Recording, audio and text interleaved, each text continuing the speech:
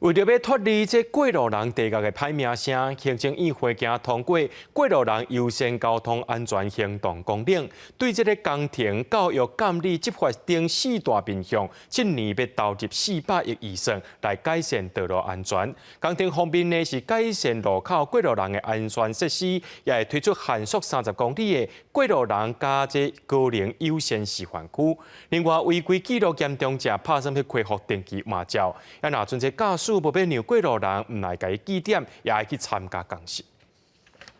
2022年年底，台中市发生一家火啊，3个人行伫火条线，煞扣一只要倒来的公车弄着，造成2个人死亡、1个人受伤的悲剧。迄当阵老母甲一岁翁儿仔，当场就无喘气嘛无心跳，敢若伊拉捡一个翁婿有活落来。第一个台南的查某囡仔甲因老母要过车路的时阵，嘛去互轿车弄着，不幸死亡。台湾交通的情形，嘛去互外国媒体形容是行人地价。走在斑马线上，有些车子也是不礼让的，或者他会靠得很近啊，突然就来一个紧急刹车，推小朋友的推车啊，根本就没有地方可以推。还有一些盲人的那个路道，常常走到一半就断掉。人行道，我觉得这个要加强。但是现在因为机车也多，车子也多，所以你真的说要给行人一个多方便，我觉得还是有点困难呐。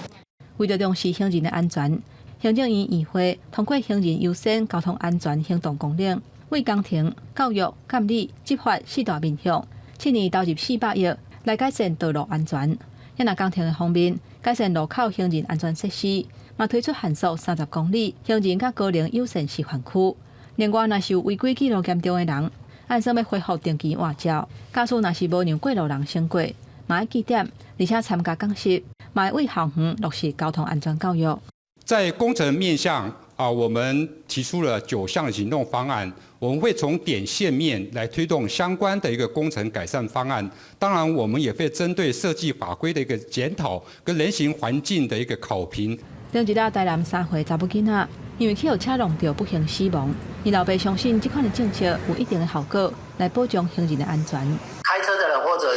骑车的人，那多礼让一点这样子，因为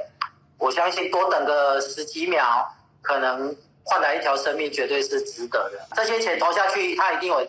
有成效，只是这个成效大或小，这个我们没有办法去预测。